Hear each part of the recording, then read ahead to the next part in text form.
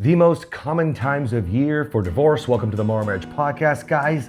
Marriage questions that you secretly ask, and what do they mean? Why couples therapy fail, and what actually works. Labeling your partner, and I'm gonna go with narcissist. Triggers versus cognitive distortions, guys. Ooh, this might trigger you and put you into your own distortion. Answer the question. The myth about happy wife, happy life, and why it's destroying marriages. The most common times of year for divorce. Welcome to the Morrow Marriage Podcast, guys. And I know we talked about the holidays with it being the second most common time of year for divorce. We did that before Christmas, and that's when Kathryn, my beautiful wife, had a voice today. She's gonna do the best she can, but we're gonna save as much as we can because we're about to go into Christmas as we film this right now, and I want to hear my wife speak as much as possible, right? That's right. Okay, so essentially, you have a love purge just before, like it's winter and before Christmas, okay, in December. And this goes on, the holidays. People try to get through the holidays. You can go back and listen to that episode. But there are two major times after the holidays following that you run a massive risk for your partner. Let's say they want their divorce, they want their separation, they start to cheat, whatever it is, because they're fucking done. You have Red Tuesday, the Tuesday before Valentine's Day, and you have the spring clean. And that is the biggest time of year. March, April is the biggest time of year for divorce, guys. And we want to make sure that we get you off on the right steps before fucking Red Tuesday. So number one, this Valentine's, you don't have to worry about it. And I'll tell you why. Because you and your partner better get your butts to New Braunfels, Texas, and join us. We're doing a live event. We have a band named Scars on 45 coming out to do a live show for you Friday night, where you're gonna hear a lot of our story and a lot of what we've done to really get from when Kathryn sent me the very first song she ever sent me, which is from Scars on 45. You guys will love them. And then fast forward through the damage. We're gonna get you guys set up for the right tone through this Valentine's Day, which is our anniversary, actually, February 13th, not Valentine's. 2 days, back to back of love. Pardon me? It's also Friday the 13th. It's Friday the 13th. We got married on Friday the 13th. We did, and so there's a lot aligning here for us to be putting this out for you guys. And of course, we are gonna do the massive teachings with you on the weekend. And as well, it's actually the Hangouts. When you see us, you see our team, you see our clients, all using the tools and systems that you hear us talking about on the podcast, it starts to really make sense. And you see how good and great the quality of life is, guys. So I want you guys to be prepared for that. And then, of course, we want to make sure we beat March and the spring clean for relationships. Why is this important, guys? More and more common gray divorce is happening, okay? If you don't know, gray divorce is what the term is used for, let's say 50s and up, but we're seeing it younger as well, okay? Where people are done wasting their years, meaning all the forward moving years, the decades that are coming, people are actually saying, especially women, are saying, fuck this. I am not gonna have all of this past for the next bit of my life. Because it's usually, you're thinking, oh my gosh, what if it's only 20 years left, or 30 years left? Because people start to think negatively, right? So I wanted to make sure you guys get out of the holiday season and into the Valentine's Day season and March with a few key things. Okay, so Hold on. Okay. I want to make sure that people know that we didn't get married on Friday the 13th on purpose. Oh yeah, that's true. Just in case anyone's like thinking that's weird. It is weird. It's just the day that it happened to be. Well, we're going to talk all about it at the event because none of that matters to you right now. It's event, baby. Okay. All right. So that's morrowmarriage.com/anniversary. Now, after the holidays, you start to, you either went through it, got through it, okay, or you hoped to have like some good times, and then you knew this time of year was going to be what you're doing. Your spring clean's coming, okay? So I want you guys to do step one. First, take an inventory of all the things you've been doing wrong, because typically you're willing to even settle for, yeah, you're right, baby, it's okay, let's just do the divorce, when you're focused on everything they did wrong throughout the holidays. I'll give you an example. We've already got women in the, men in the program, they're talking about their wives, they're already freaking out about gifts, okay? Don't you fucking get me gifts. And the men are like, do I get her a gift? I'm like, fuck yes, you get a gift.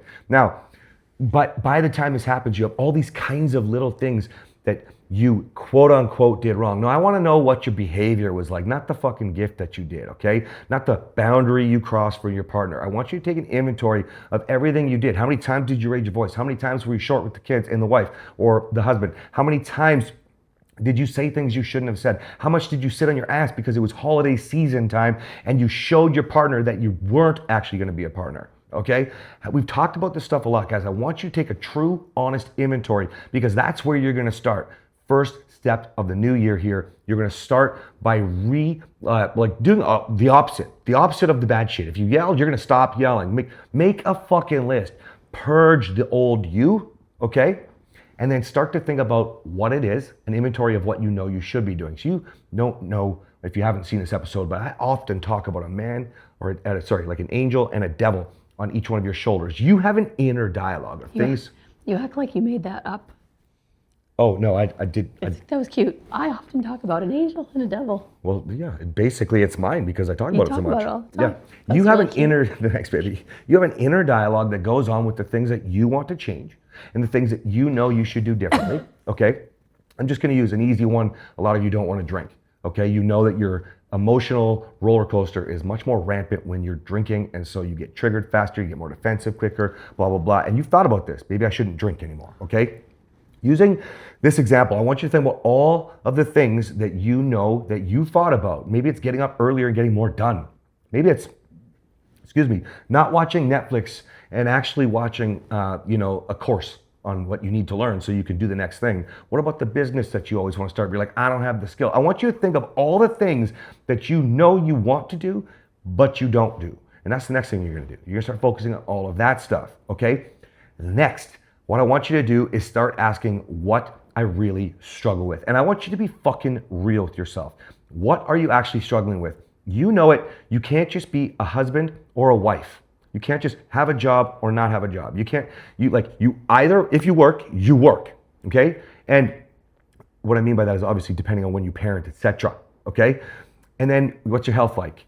Okay, and what's your true purpose? Who is the man or woman behind? And if you're struggling with that, then you need to figure out what you're struggling with, what your purpose is, and where you're going for this next year, because you need to do all of it. If you're a woman, you need to be a woman, a mother, a wife, then mother.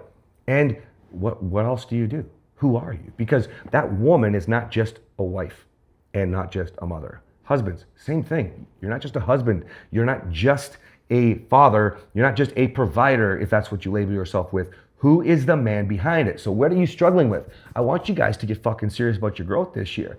I want you to start to realize that unless you focus on the person behind, putting your own oxygen mask on, you're not going to get anywhere this year with your partner. Mm-hmm. I just thought about this literally today, and I decided, you're gonna love this, I need to rescue more animals. I thought about it on my drive. I love it. It's a really I love big it. part of who I am. Yeah. And I don't rescue enough. I have a lot of animals, but I don't rescue enough. It's something that I've wanted to do for a long time.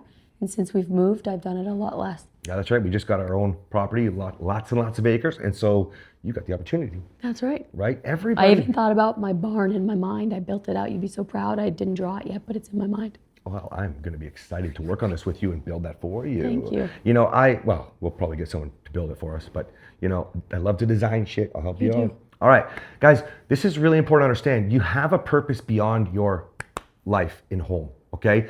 This is the thing. What I want you to realize is, where are you struggling with all of that? So maybe Kathryn, let's use her example. She really believes she's always wanted to have she has a dog rescue, but she could do more with it. She's thinking about other animals now.